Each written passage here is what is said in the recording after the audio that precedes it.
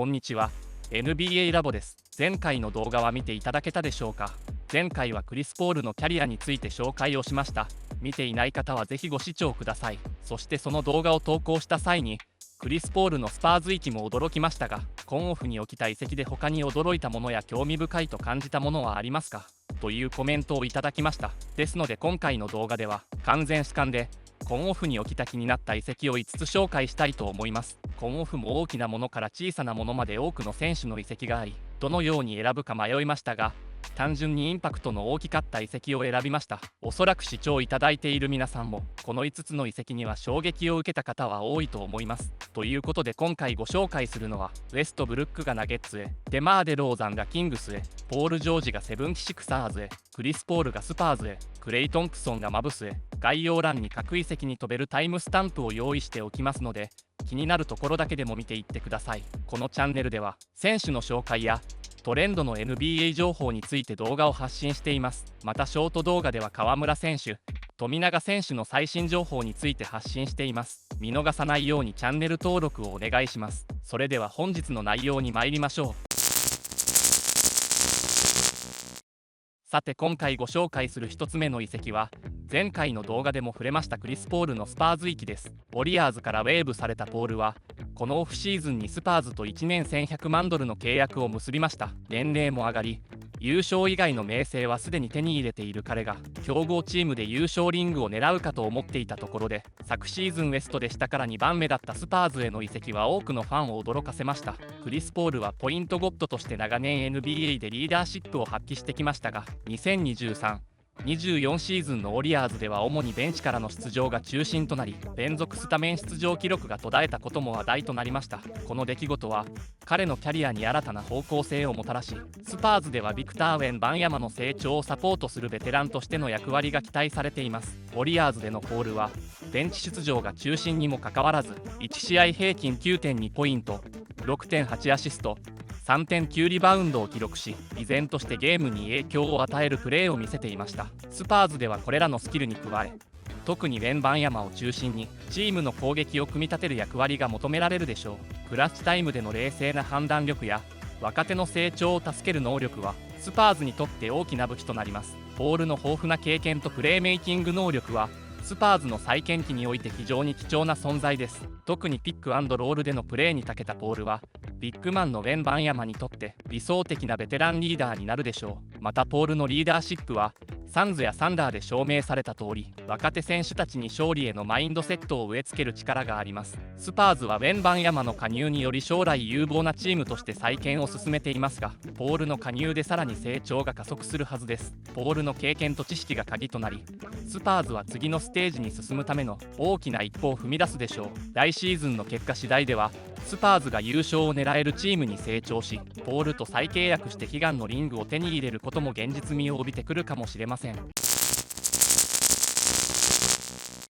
次に紹介するのはラッセル・ウェストブルックのナゲッツ移籍です。ウェストブルックはオフシーズンにロサンゼルス・クリッパーズからユタジャズにトレードされ、その後バイアウトされてデンバーナゲッツと契約しました。このトレードにも驚きました。クリッパーズ時代は主にベンチからのバックアップガードとしての起用が多かったですが、ジャマール・マレーがいるのでデンバーでも同様の役割になるでしょう。彼のプレースタイルは高いエネルギーと強力なリムアタックです。2023-24シーズンでは平均 11.1 ポイント、5.0 リバウンド、4.5 アシストを記録しており、ベンチからのインパクトもしっかり残しています。デンバーといえばニコラ・ヨキッチとジャマール・マレーのコンビネーションが強みのチームです。マレーはシュート力が高いのでヨキッチのパスからミドルやスリーを決めますが、ウェストブルックの場合、カッティングからのリムアタックでヨキッチと良い相乗効果を生みそうです。またヨキッチはスリーも打てますし、ゴードンはカッティングの合わせもうまく、スリーも多少は打てるので、4番5番の選手がウェストブルックのリムアタックからのキックアウトパスのレシーバーになれるところも相性が良さそうに感じます。ナゲッツはスター選手のヨキッチやマレーを中心に優勝を狙うチームであり、ウェストブルックの加入はその戦力にさらなる深みを与えると思います。ベンチからのプレーにおいても彼のエネルギッシュなスタイルはチームを勢いづけるでしょう。ウェストブルックがデンバーでの役割をしっかり受け入れ、オフボールでの活躍に集中することでヨキッチやマレーとの連携がどれだけうまく機能するかが来シーズンのナゲッツにとって大きな鍵となります。ウェストブルックは少し前まではシーズン平均トリプルダブルを4回も達成していたり、シーズン MVP や得点王、アシスト王も獲得した過去があるスター選手でした。しかし近年は得点効率の悪さやエゴが問題視されており、ベンチからの出場になったり出場時間も減少したりしています。しかし私は彼の闘志とリーダーシップはナゲッツに良い影響を与えるのではないかと考えています。次にご紹介するのはデマーデ・ローザンのキングス域です。デマーデ・ローザンのトレードはシカゴブルズ、サクラメント・キングス、サンアントニオスパーズの3チーム間で行われました。でローザンはキングスに移籍し、サンアントニオスパーズはハリソン・バーンズを獲得、シカゴブルズはクリス・デュアルテ、2つのドラフト2巡目指名権、そして金銭を得ました。このトレードはキングスにとってはデローザンの得点力を追加する大きな補強であり、シカゴは若返りを図るという意図で行われたトレードでした。ドマンタス・サボニスやディアーロン・フォックスを中心に近年急速に再構築された若手主体のキングスにデローザンの経験と得点力が加わることでチームは新たなステージに進むでしょう。彼の卓越したミッドレンジシュート主体のオールドスクールなオフェンスはどんなディフェンスにも対抗できる武器です。特にキングスにおいてはサボニスのインサイドゲームとフォックスのスピードを生かしたプレーメイキングを補完する形でデローザンのスコアリング能力は相性が良いでしょう。彼は試合の流れを変える能力を持っており、チームがリードを保つ場面や逆転を狙う場面で決定的な役割を果たすことが期待されています。これまでのキャリアでもデローザンはクローズゲームにおける勝負強さで知られており、試合終盤のクラッチプレイヤーとしてキングスの勝利に貢献することは間違いありません。昨シーズンのシカゴブルズでの活躍はその実力を裏付けています。平均24ポイント、4.3 リバウンド、5.3 アシストを記録し、特に接戦での活躍が際立ちました。コービーを見てバスケを学んだと語るデローザンは、コービーのように試合の流れを読む力に長けており、どんなプレッシャーにも屈しないメンタリティを持っています。キングスではチームのスターターとしてだけでなく、状況に応じて柔軟にベンチからも貢献し、若手の成長を助けながら自らもトップレベルでプレーすることが求められます。特にディアーロン・フォックスとのコンビネーションは大きな注目を集めています。フォックスの爆発的なスピードとサボニスのインサイドの存在感が合わさることで、デローザンのミッドレンジシュートやペイント内でのフィニッシュはさらに輝きを増すでしょう。キングスの攻撃はデローザンの加入によってさらに多様性を持ち、オフェンス全体がスムーズに展開されることが期待されます。デローザンの加入によりキングスはさらに強力なオフェンスチームへと進化するでしょう。彼とフォックス、サボニスが織りなす攻撃的なプレースタイルは非常に楽しみです。デローザンがベテランとしてのリーダーシップと変わらぬ得点力でキングスを優勝争いに絡む存在へと変えることに期待し、彼がチームにもたらす新たな可能性をぜひ注目していきたいところです。次に紹介するのはポール・ジョージのセブンティシクサーズへの移籍です。ポール・ジョージのフィラデルフィア・セブンティシクサーズへの移籍も NBA ファンの間で大きな話題を呼びました。彼はクリッパーズからの延長契約を断り、シクサーズと4年212万ドルという大型契約を結びました。この移籍はフィラデルフィアが長年追い求めてきた優勝に向けた決定的な一歩と見られています。シクサーズにはすでに MVP ジョエル・エンビード、若きスピードスターのタイリース・マキシーという強力な核が存在しており、そこにジョージが加わることで彼らの戦力は格段に上がると期待されています。ポール・ジョージはその卓越した 3&D スキルセットでリーグを代表するプレイヤーです。昨シーズンはクリッパーズで平均 22.6 ポイント、5.2 リバウンド、3.5 アシスト、スリー成功率 41.3% という優れたスタッツを残しました。彼は外からの安定したスリーポイントシュート力と相手の主力選手を封じ込めるディフェンス力を併せ持ち、シクサーズの攻守両面において欠かせない存在となるでしょう。特にジョエル・エンビードがペイントエリアで攻撃の中心となり、ディフェンスの注意を引きつける場面ではジョージの外からのシュートスペースが広がり、効果的な得点機会を生むことが予想されます。ポール・ジョージは特にペイサーズ時代には素晴らしいダンカーでもあったので、ポール・ジョージが切り込んでキックアウトからエンビードのスリーということもできそうですね。またジョージの加入によってエンビードとマキシーがこれまで以上に自由にプレーできる環境が整います。エンビードはダブルチームを受けた際にパスをさばくスペースが増え、マキシーはスピードを生かしたドライブで相手ディフェンスを崩した後のプレーの幅が増えるでしょう。このトリオが形成する攻撃陣は相手チームにとって非常に対応が難しい存在となることが予想されます。またディフェンス面でもフィラデルフィアの守備力を格段に強化する役割が期待されています。特に昨シーズンはフィラデルフィアが守備において課題を抱えていたため、ジョージのディフェンス力がその弱点を埋める鍵となるでしょう。ポール・ジョージの移籍はシクサーズがイースタンカンファレンスの優勝候補としての地位をさらに確固たるものとしました。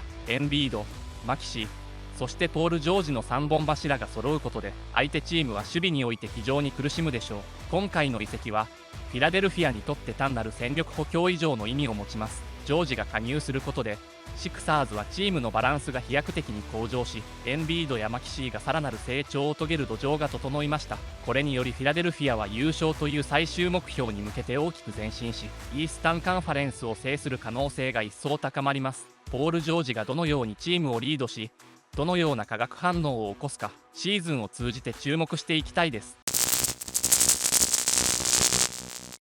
さて最後はあるチームの一時代が幕を閉じることになったクレイ・トンプソンのマーベリックスへの移籍です。クレイ・トンプソンの移籍はウォリアーズにとって象徴的な出来事でした。13年間ステフィン・カリーと共にスプラッシュブラザーズとして4度の NBA チャンピオンシップを獲得し、現代バスケットボールに大きな影響を与えました。しかし2019年の ACL 断裂とアキレス腱断裂という大怪我から復帰後、以前のようなパフォーマンスを取り戻すのに苦労し、契約延長交渉も難航。最終的にトンプソンは今年のオフシーズンにダラス・マーベリックスと3年5000万ドルの契約を結び移籍しました。この移籍は NBA 史上最多の6チーム間でのトレードによるもので、ウォリアーズはカイル・アンダーソンとバディ・ヒールドを獲得しました。ダラス・マーベリックスでトンプソンはルカ・ドンチッチやカイリー・アービングと共にプレーし、当然ですが特にスリーポイントの強化が期待されます。彼はキャリアを通してのスリー成功率は 41.3% を誇り、近年は昔のような爆発力はあまり見られませんが、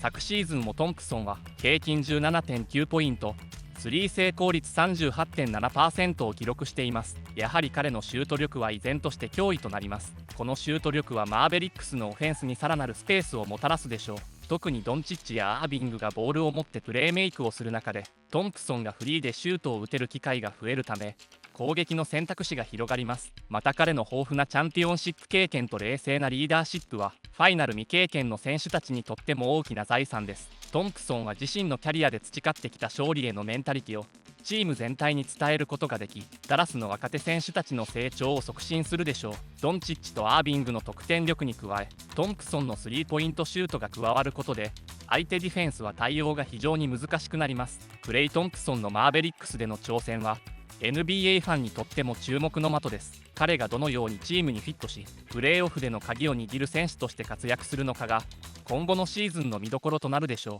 トンプソンが再び自身のキャリアに輝きを取り戻し、マーベリックスに新たな栄光をもたらす姿を多くのファンが期待しています。ということで、今オフに起きた興味深い移籍についてご紹介しました。今年のオフシーズンも NBA では大きな移籍が続きましたね。クリス・ポールがサンアントニオスパーズに移籍し、若手選手たちのリーダーシップを担うことが期待されている一方で、クレイ・トンプソンはマブスという新天地を選び、スプラッシュブラザーズの解体が現実となりました。またデマー・デローザンはサクラメント・キングスでチームの得点源としての役割を果たし、ポール・ジョージはセブンティシクサーズでエンビードやマキシーと強力なトリオを形成します。そしてラッセル・ウェストブルックもヨキッチと組み、デンバー・ナゲッツでベンチからのエネルギーを注入する役割を担います。今回紹介した移籍により来シーズンも多くのドラマが生まれることは間違いないです。各チームがどのように新戦力を生かすかが非常に楽しみですね。紹介していない移籍も多く起こっており、全てのチームが補強をしています。来シーズンも NBA ファンにとっては目が離せないシーズンとなりそうです。皆さんはどの選手の移籍が一番インパクトがありましたか？また来シーズンどのチームが優勝すると思いますか？ぜひコメント欄であなたの意見を聞かせてください。今回の動画が面白かったという方は応援の気持ちも込めて高評価をお願いいたします。今後も定期的に動画を公開していきますので、見逃さないようにチャンネル登録をお願いします。それではまた次の動画でお会いしましょう。ご視聴ありがとうございました。